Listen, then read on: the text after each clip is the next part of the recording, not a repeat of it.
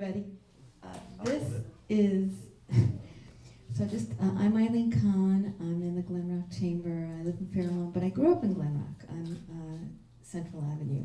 But when I was a little girl, my parents took me to the first movie I ever saw, and it was Cinderella.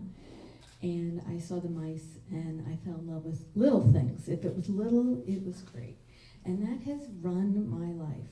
So this is, it looks like an ashtray, and maybe we can leave it on the side, people can look at it, with a little paper boy who's holding a newspaper, and I guess it's brass, I don't know what the base is.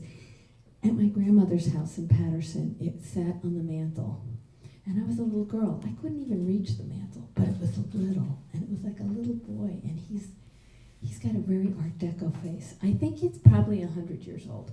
And all I wanted was that. I had to have that. And when we would go there for holidays and there were presents being given out, all I wanted was that. I didn't care what was in the wrapping paper. So eventually, when it was time to look for things, I found that and I said, now I'm happy. And not to bury the lead, I love little things. And that's what life is about. It's the little things that make a difference. And even now, when I buy something, I always say to my husband, either I can wear it, consume it, or it has to fit in my hand. So this way there's not so much stuff to get rid of, but my house is full of teeny tiny things. So just as a funny story, I just saw online from Japan these miniature books. They are miniature pop-up books, and you make them yourselves. And I just got some sent to me from Japan, wrapped in Japanese newspaper, and I will go blind putting them together, but it's so teeny, it's so precious. All right, I got questions. I love this. This is beautiful. It's it might be jade. It's low quality jade. Yes. I think it actually is jade because it's really soft. Yeah. It's not. I think it's jade. I think it's like, I mean. You can look at the bottom. That's like saying But low. see how Yeah, old that's that like is. saying really low quality gold. It's still gold. I mean, jade is very nice. It's this really is cool. I love how deco it is. Yeah. I mean, this is 50s, man. I love it. Maybe even And 20s, probably 20s. Yeah, it's beautiful. Whose was it? My grandfather, Okay. my mother. Tell me about that relationship. Like, what is so great about this? So- About this? So it's very interesting, my grandfather was born in the United States. His grave is over on Midland Park, in Midland Avenue, and it was very unusual, but my great-grandfather came over. So they've lived in Patterson their whole lives, and we would go there every single week. My father would come, but my mother said, take the kids to Grandma, and then we would be left in the house to wander around and eat candy from the candy drawer. They had these little sugar cubes. Remember, you guys, the sugar cubes that had the little icing on the top? And I never understood this till way later, that if you put that sugar cube in a cup of tea, the flour would float to the top, which, I just ate the whole damn thing. But going to my grandparents was such a special thing because they had so many old things, and they were in this country for extra generations, and some, Jewish families were. They came in 1899. My grandfather was born here in the United States, so that's kind of unusual. And everything in their house had a meaning for me. Yeah, it had a meaning and a purpose. They had a laundry chute. We used to throw things down the laundry chute. So weekends at my grandparents was wonderful, but I always remember my mother said, go, take the kids to Patterson, and my father would disappear.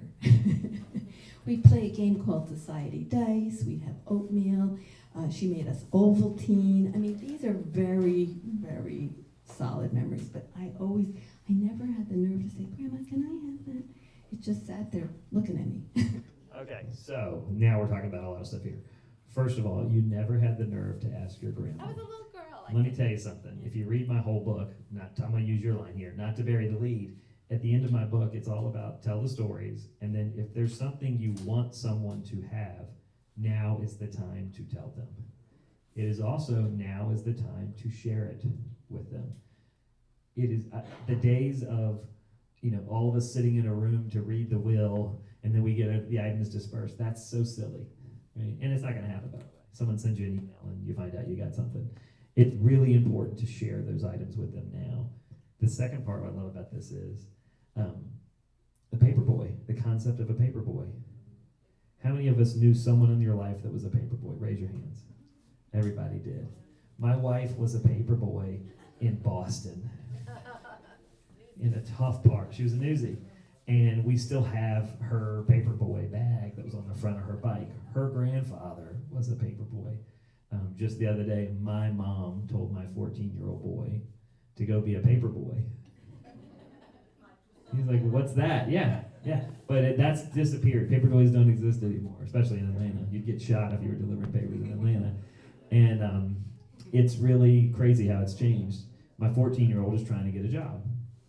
And it's really hard for a 14-year-old to get a normal job. And I was like, well, we were paper boys. And then I worked at a pharmacy. Then I worked at McDonald's. None of those places he can work. But I just think the concept of, even for me, what I love about this is this is hard work. I mean, I think I was delivering prescriptions for a pharmacy at 14, maybe 13 on my bicycle. I'd go after school, and then he would give me a bag of pills, which would that work anymore these days? No. And I would ride. I would just have probably $5,000 worth of medicine, and I would just ride around the neighborhood delivering pills. But for me, I put such a value in hard work because of the generations before me, right? And we all learned to work because of our grandparents and our parents and even great-grandparents. I have an adjunct story. Yeah. Oh, here we go. So I'm in the League of Women Voters in Fairlawn. I'm the president, and there's so many women with so many great stories in the league. And one of those members turned 100, and she's a dear, dear friend of mine. And she had a birthday party in March, and when she was 80, she gave away a lot of jewelry. And when she was 90, she gave more jewelry away.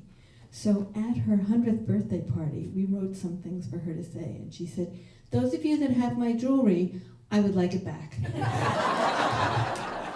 So if you do give something away, careful. You might still be wanting it. That is a really good story. I will tell you, once you give something away, it's no longer yours. I get a lot of mothers that say, well, you can have the table, but it has to go in this room or that room, and they try to direct where it goes. This is wonderful. I love it. I'm going to give it back to you. I don't want to drop Yeah, it. but if anybody wants to see it, I'm here, and it's so teeny that I think your probably can't your theme is exactly right. It's the small things that matter. It's the small stories. I think let's leave it at that. Hey, thank you.